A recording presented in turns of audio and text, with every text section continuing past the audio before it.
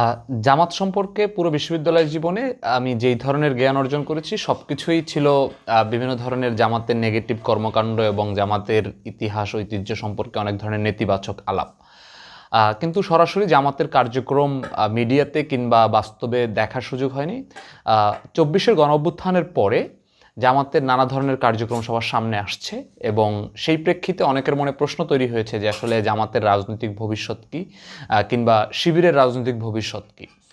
এই প্রশ্নটা এই মুহূর্তে জামাতের বর্তমান যে কার্যক্রম, এবং অনেকে আরও একটি প্রশ্ন করছেন যে জামাত কি বিএনপির সাথে সেই আগেকার সময়ের মতো জোটবদ্ধভাবে রাজনীতি করবেন কিনা, বা করলে আসলে সেটি কেমন হবে, কিংবা না করলে তার ফলাফলটি কীরকম।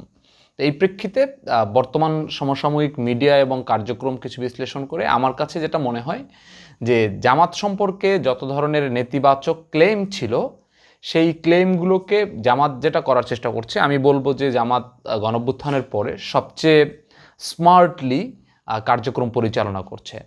কয়েকটা কারণে আমি এই কথাটি বলছি। প্রথম কথাটি হচ্ছে, যখন শেখ হাসিনা পতনের পূর্বে একটা মিটিং করে খুব ইমিডিয়েটলি জামাত এবং শিবিরকে রাজনীতি থেকে, বাংলাদেশ থেকে নিষিদ্ধ করলো, অনেকেই আশঙ্কা করছিল যে এটি নিয়ে জামাত এক ধরনের সহিংসতা করবে কিংবা রাস্তায় মিছিলে বেরিয়ে আসবে, নানা ধরনের অনুমান অনেকেই করছিল।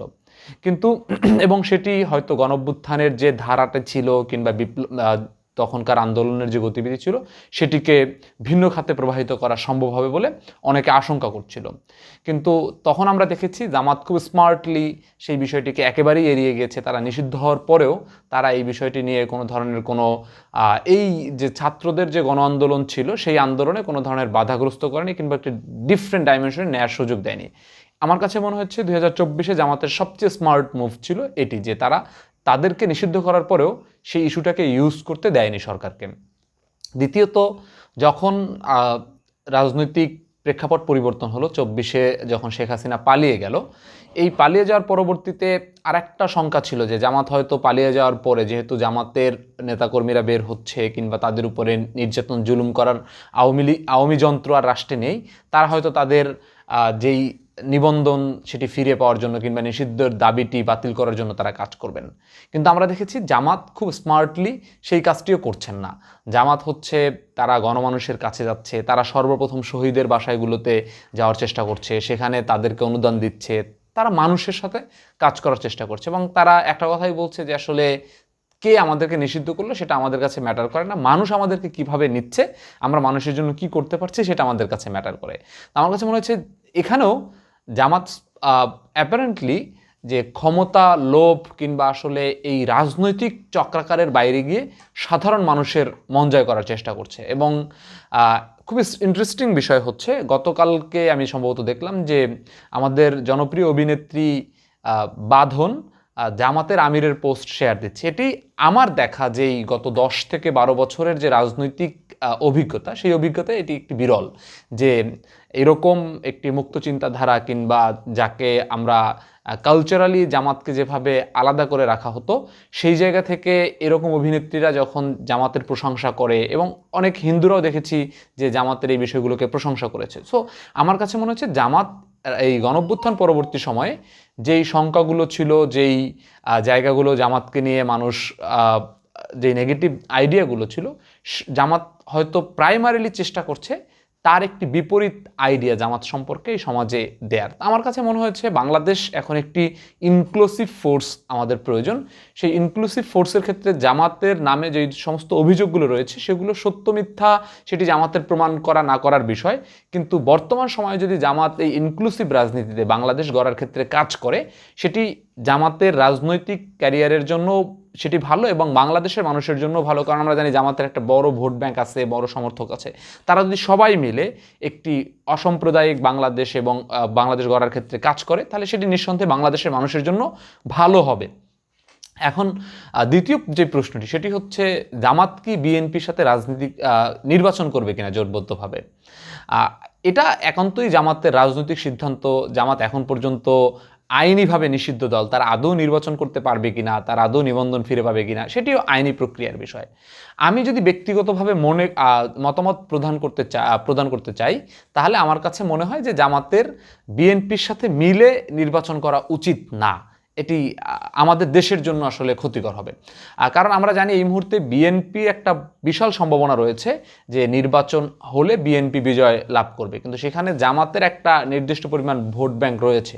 সেই ভোট ব্যাংকটি সহ যদি বিএনপি নির্বাচন করে, তাহলে বাংলাদেশে একটা সবচেয়ে বড় সংকট তৈরি হবে, বিরোধী দলের একটা বড় সংকট তৈরি হবে, যে তখন জামাত এবং বিএনপি মিলে সম্ভাবনা আছে 200 বা তার অধিক আসন তারা পাবে।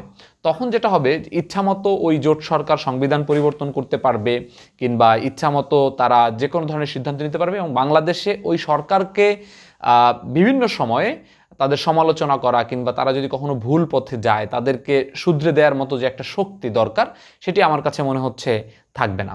তো এই জন্য আমার কাছে মনে হয় যে জামাত বিএনপি একসাথে নির্বাচন করলে এটি রাজনৈতিকভাবে জামাতের স্বতন্ত্র জায়গাগুলো প্রতিষ্ঠা করার ক্ষেত্রেও জামাত কম সুযোগ পাবে, এবং দ্বিতীয়ত হচ্ছে এটি দেশের যে একটি বিরোধী শক্তি সেটি হারিয়ে যাওয়ার সম্ভাবনা রয়েছে।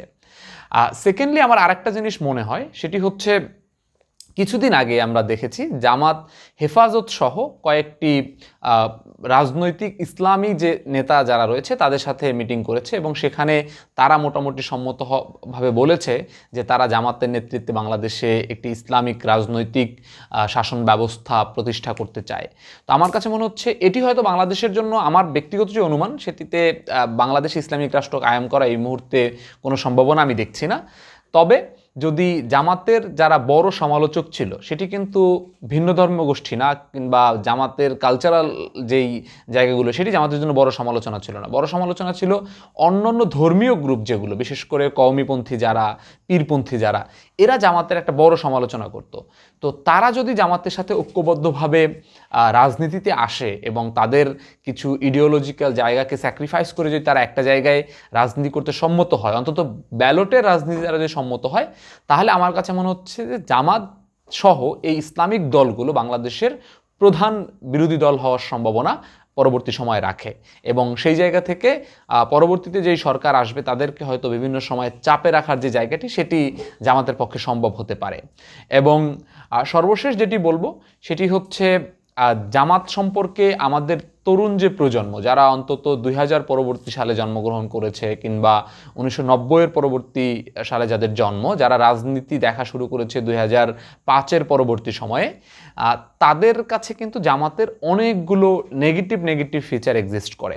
সো জামাত যদি বাংলাদেশের মাটিতে পরবর্তী সময়গুলোতে রাজনীতি করতে চায়, তাহলে সেই ফিচারগুলো সত্য হোক কিংবা মিথ্যা হোক, সেই ফিচারগুলোর একটা বিরুদ্ধ ফিচার, অর্থাৎ একটা পজিটিভ ফিচার জামাতের এই বাংলাদেশে প্রুফ করতে হবে, এবং রাজনৈতিক প্রেক্ষাপটে দাঁড়িয়ে জামাতের সেই জায়গাগুলো নিজেদের প্রমাণ করার জায়গা রয়েছে।